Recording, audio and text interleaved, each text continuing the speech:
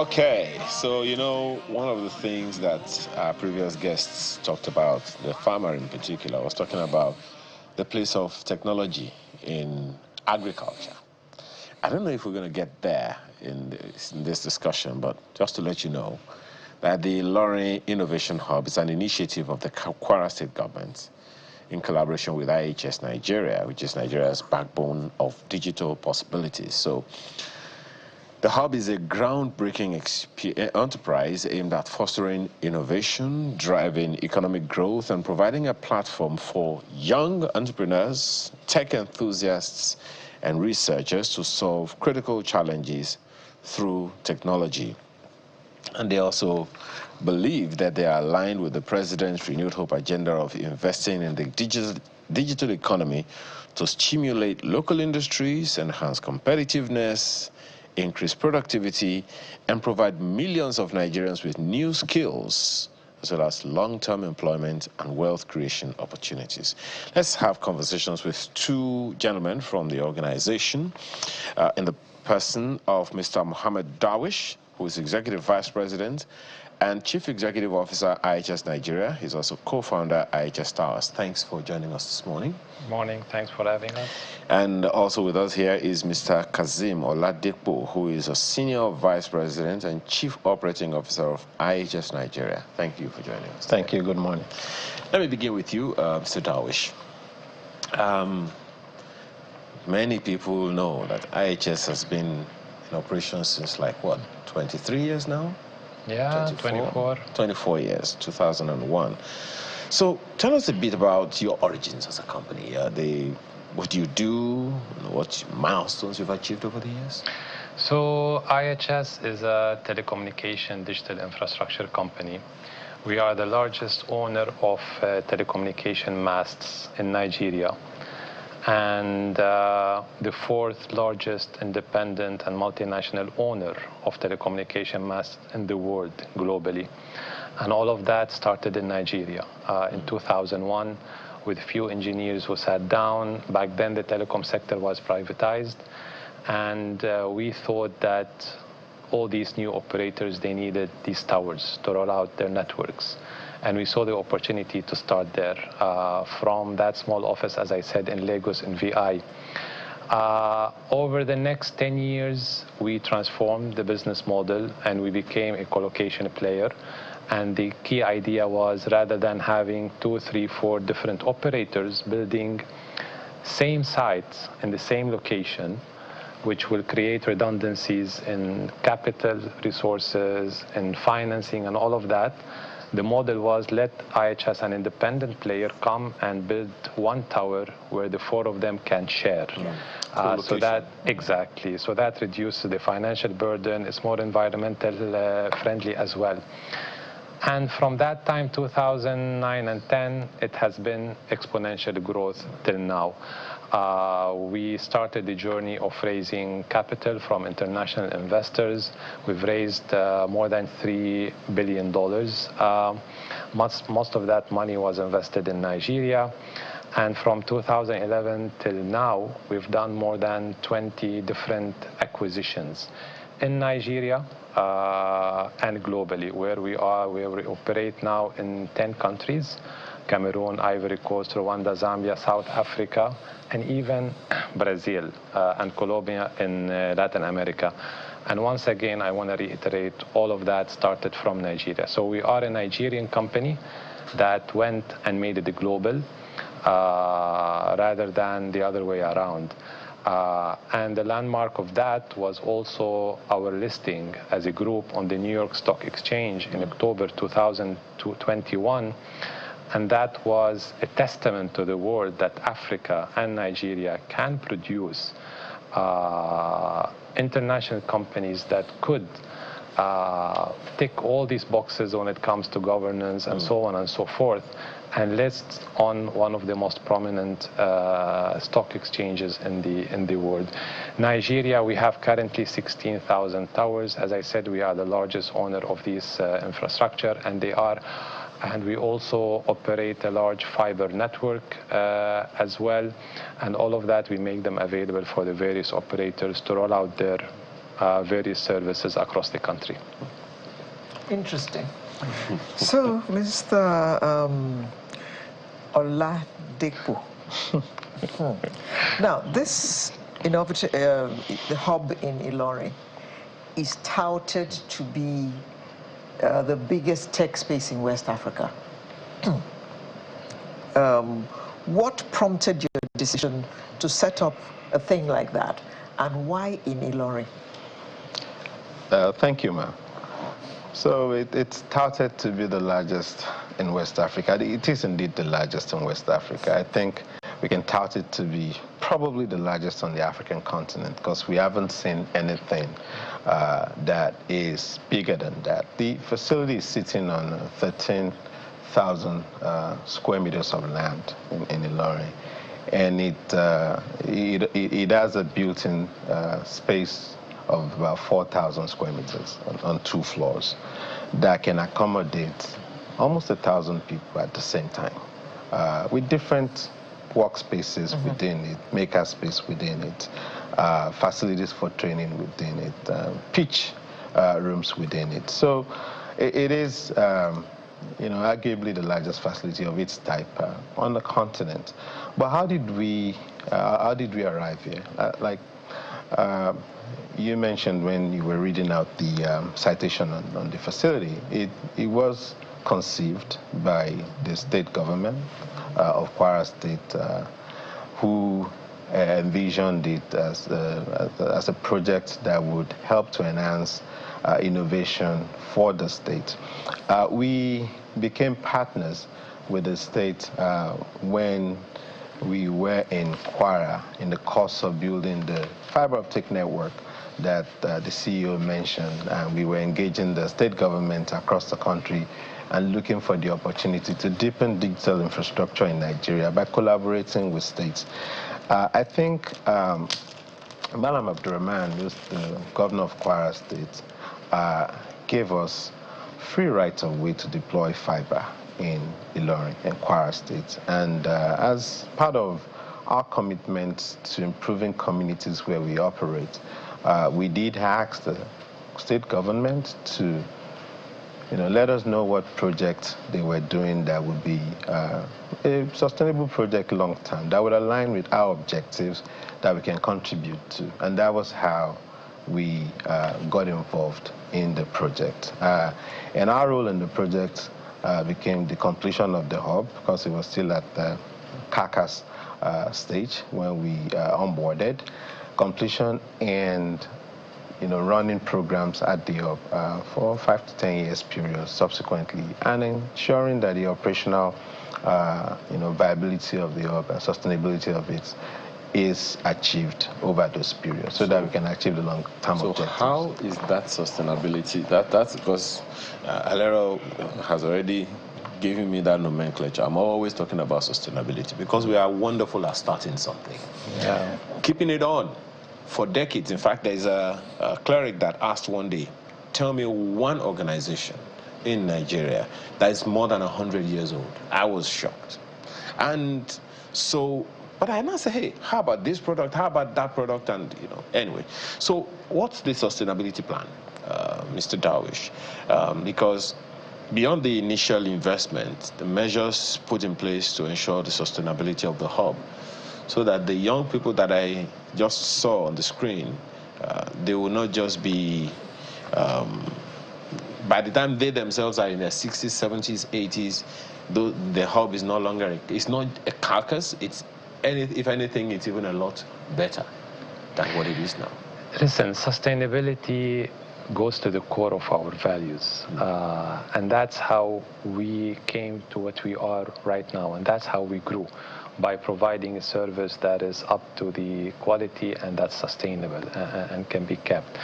And we do that in our operation, whether by looking at sustainable and green energy sources sometimes to get rid of the diesel and the generators that we use on the network. But when we come to this particular hub, there are two elements to it. The first element is to keep it alive and to keep it working with the programs that we're going to implement in the hub. we have appointed two particular program managers, CC Hub and Future Africa. They are renewed and they are known in Nigeria and even outside Nigeria, and the programs that they do and education and the promotion that they do. So they will help us put the programs in place. They will help us carry on the hub and make sure that it continues to generate the next generation entrepreneurs and business makers from the hub. Secondly, and it's a smaller point, also the way the hub was built. It is built on a sustainable basis. For example, energy is provided mostly through solar panels rather than relying on generators and the whole mess that come with it. Once again, as I said, I mean, companies, beside the pressure globally from UNDP and all of that, we have to play a role in that, and we have to make sure that anything we build in Nigeria actually stays and continues, because I do understand where are you coming from in terms of sometimes we build things and we see it that work for a while and then they stop. So you're not dependent on public power supply at all? No. You cannot exclude it 100%, but you minimize it as much as possible. Okay. And in our case, the hub does work on solar. Standby. Exactly, exactly. In fact, let me give a bit of context to that. So the facility has about 650 solar panels installed, and with the capacity to generate 1,600 kilowatt of power every day, and a battery backup solution of about 650 kilowatt. So the objective for us, and as the CEO said, is that we will rely mostly on it. When the facility has events where you need to have external people in, we would have a backup solution just in case you're in a rainy day and the suns are not great and you need to power all the cooling systems. But in addition to what the CEO mentioned, and with the state government approach to this infrastructure, the facility, is that it is sustainable going forward. So we're also putting together, and we have put together a framework, a governance framework, that ensures that beyond the current administration, the management and the operations of the hub can be sustained with IHS's participation. So the framework is to take it out of public management and operation and have it be run the way that we run our operations as a private entity, with the collaboration of the state, of course, and the administration and management of the assets. So what types of startups and entrepreneurs are you looking to support? Are there any particular sectors that you're going to focus on? So the objective is to have an open innovation center where, and I need to start by explaining that Ilorin, you did ask why Ilorin. In addition to that initiative by the governor, is also the fact that Ilorin, or anywhere in the not central, let us call it that region, provides us an opportunity to democratize access to startup ecosystem that is viable. If you look at the number of tech startups you have in Nigeria today, I think the last stats were showing over 3,000 tech startups. 90% of that is in Lagos, mostly in Lagos. But Lagos accounts for probably 22 million people, and you still have the 200 million people plus scattered all over the country. And these also comprise of strong tech talents that are there and needs the support, the facility, the trainings, the hand-holding for them to build viable businesses, true viable products, and build enterprises that helps to develop the communities and create wealth and improve lives in those communities. So as we do this, we're not focusing specifically on any particular talent or sector. Fintech has been great in Nigeria. Everybody knows the flutter waves of this world and the rest. And logistics also been great. The interswitch of this world also, and the core tech. Well, there's still fintech anyways. But we also want to build agri-tech, like the two gentlemen who were talking just before this program. We want to build viable health techs that could end up becoming unicorns at some point in the future. Educational tech that will sort of find, very unique learning platforms or technology for people in the rural communities that needs to have access to the sort of knowledge and ideas that are useful in creating viable entrepreneurs into the future. So it's very open. However, we will be biased in one direction: gender. We will be very, very gender-focused and biased. So we also want to start promoting gender technology companies, because we've also seen in this, most of the stats show you that even when you look at people that are raising money in the tech ecosystem, it's slightly skewed in the direction of the male entrepreneur. So gender would continue to be a key focus for us, aligning with our corporate objective as a business generally. And since you raised that, we saw a few clips now of goings on at the hub. How much interest is generated, because you're talking about gender equality, should I say. So how many young ladies are showing interest in what is going on in the hub? Unbelievable numbers. In fact, our programs are just starting. So we had a session this week with the program managers, and they're talking us through a lot of the opportunities and the people that they're talking to as they try to stimulate interest in the ecosystem. And what we're finding, or what they are finding, is there are a lot of female startup and founders everywhere with great ideas who just haven't had as much opportunity as they require to be able to build their business from ideation into acceleration and then into viable products and attract funding to scale those businesses. So there's a lot of female, entrepreneurs or tech entrepreneurs out there, that are just waiting in the wing for facilities like ours and the programs that would run. So you're just waiting in the wings as well to capture them. Yes. Mr. Dawish, you were going to say something. I wanted to mention also, but the focus will remain on digital skills, given that we are a digital infrastructure company. Given the President's renewed hope agenda on connectivity and broadband, same thing, the focus that our Minister of Digital Economy, Communication, Innovation, Digital Economy, and our regulator, they have on connectivity and creating a digital economy. We need to keep that focus on this. We also, hear a lot about AI these days and what is it going to do and how much is it going to disrupt.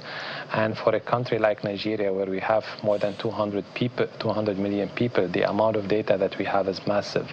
So we shouldn't be left behind when it comes to that particular area. We should also be focusing on in the hub. At the end, it's an opportunity for people to come, learn about an idea that they heard of, and then encourage them, basically, set up your own business. Don't think about all this bureaucracies of logistics and lawyers and this and that. And then maybe, as Kazim said, few more unicorns will come out from that hub. Well, that means I'm not going to ask you the next question. I'll go to the after that one, because I was going to ask I don't read your mind. I assume that one of the objectives of the Ilorin Innovation Hub would be, among other things, to create employment. You may want to tell us what you are targeting on an annual basis. But as a telecoms infrastructure provider, it's easy to assume that you must have had some challenges, operational challenges. You may want to share some of those with us. And also the issue of vandalism. Yeah. I've reported technology before, so ICT. So I know the issues around vandalism all over the nation, and whatever interventions have been attempted to stem the tide. You want to speak to Sure. those matters? Thanks for this. So even though we are a telecommunication infrastructure company, but if you look at our business model, we are more than that. We are a logistics company because, in fact, we have a fleet of more than 1,000 vehicles that go on a monthly basis to service these 16,000 locations we have, whether to send equipment or to send diesel or even to transport staff who will go and do work on the sites. We are a power company as well. Each of these sites have its own generating unit. So we generate, by the way, around 80 megawatts of power from these 16,000 locations that we have. We are an oil and gas company. We consume roughly 300 million liters of diesel every year that we have to transport on a daily basis to 16,000 locations, going through security and road and infrastructure and all of that. So IHS actually is in all of this. We are a civil company. I mean, every site we build, we have to go down and put foundation and concrete and steel and all of that. We are a design company because we have to design these solutions and these towers that we build. Now we are starting to be an AI company. We want to mine that data that we have to figure out what can we do with it. So IHS is all of that. And when you are in all of these areas, the challenges grow. So operationally speaking, as you mentioned, vandalism is one of our biggest issue. And we always try to explain to people that you are using this tower, you are using the service of this tower, either to talk to your children or to send money to your relatives, or maybe to speak to a doctor, or maybe to get some education for your kids online. That tower should be a sacred infrastructure. We are glad that the president has labeled the telecommunication sector as a critical national infrastructure in Nigeria. But we still face incidents of theft, for example, generators, batteries. We have issues sometimes with landlords and communities who just lock the sites, or sometimes over multiple taxation claims from certain states and government agencies. So it's a massive array of issues that we face to keep those sites on. At the end, Nigerians and subscribers, they have the right to demand for the best quality of service.